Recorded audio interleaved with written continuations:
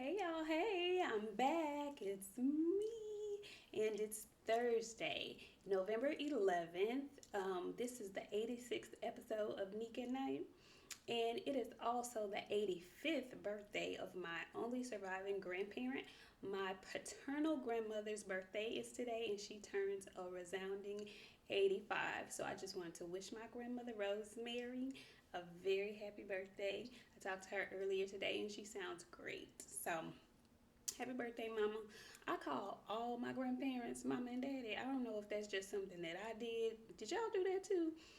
I call my mama's mama, Mama. I call my mama's daddy, Daddy. I call my mama, Mama. I call my daddy, Daddy. I call my daddy's mama, Mama. And I call my daddy's daddy, Daddy. But now I did have a nickname for my father's dad. I called him Bird. I don't know why we called each other Bird. Anyway, that has nothing to do with my episode tonight. Tonight's Nik-J-QBT is going to focus on a little bit of football because, baby, this morning there was some news circulating around the NFL. So, first things first is Mr. Cam Newton has found himself back at the team that drafted him. He is going back to the Carolina Panthers, and I'm really, really, really happy for Cam. I'm so excited that he's gotten another opportunity. I don't know, it kind of just feels right that he be back in Carolina since he spent so much time there. And I hope this new chapter of his football career in Carolina is very beneficial for him. Cam has been going through, he's had a lot of injuries, and people think just because he's a big, huge, large man that they can just run over and do him any kind of way, and they have. And the refs allow it to happen. Any other quarterback, they would have never allowed to get beat up the way Cam Newton was beat up over these years. And so I'm just really happy for him. It was a big dot deal. They made a big stink about him not getting stuck, not getting the vaccine.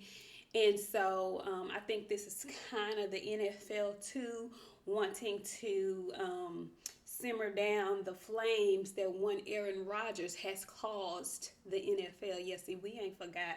I definitely didn't forget. I'm waiting on the fines and the other penalties that the Green Bay Packers should be facing for Aaron Rodgers' shenanigans and them covering for him. Yeah, I'm still waiting on that. So I think this was a little bit of them pushing for Cam to be, signed somewhere, especially since he made it public knowledge that he did go ahead and get that vaccine. Either way it goes, happy for Cam Newton. Now, the other big news is that one Odell Beckham Jr. has signed to the Los Angeles Rams. And I, for one, think that is a perfect landing spot for Odell. Odell is LA made. He's made for Hollywood. I think he's going to thrive there. Their team is already stacked, so I hope he goes in and doesn't cause any ruckus, in the locker room. I think he's going to be fine there. I just hope he stays healthy because he has been battling a lot of injuries as of late as well. So Odell Beckham Jr. is going to the Rams. They just got defensive lineman from Denver, Von Miller, a couple of last week, I want to say. So, baby, LA is, they are really trying to map their stuff out because they want to be contenders come Super Bowl time. And I think it's going to be very interesting to see how they all mesh and melt and mingle and gel together, if that works for them. They have a very young coach, so I think he is able to really get through to the younger players of this generation because, this generation of players, they're kind of special. They need coddling and massaging and, they just special. Anyway, so that was the big news of the NFL today. Also, I'm a boxing head. So, Claressa Shields has been lining up her next fight on December 11th. Well, baby girl broke the bank in terms of women's boxing. She has signed the first seven-figure boxing deal for a female boxer. Now, men be making millions and millions on millions of dollars, but female boxing really does not get a lot of love.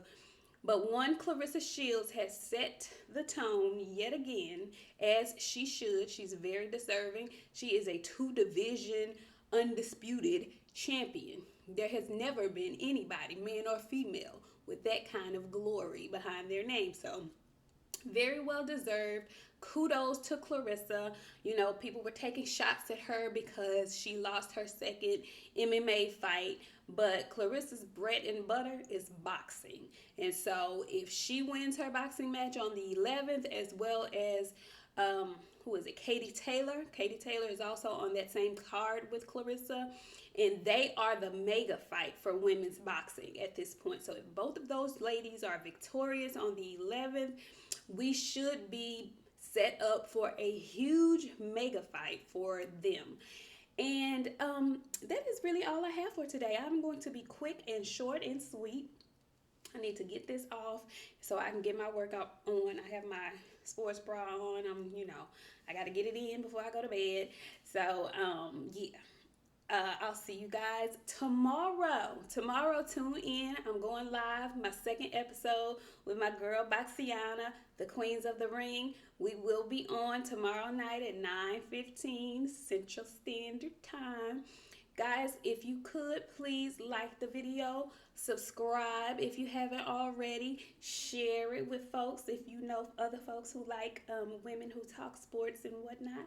And I will see you all on tomorrow for our second episode, Queens of the Ring.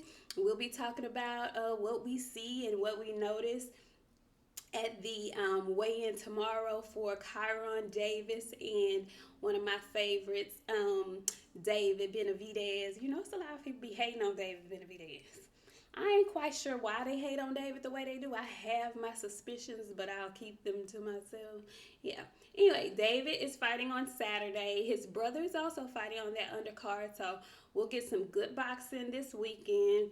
And also, next weekend is the big one, the big boxing card with Sean Porter and Terrence Crawford. So we'll see how that goes. But I'll see y'all tomorrow, Friday, 9:15 p.m. Central Standard Time. And it's been good to see y'all. Peace.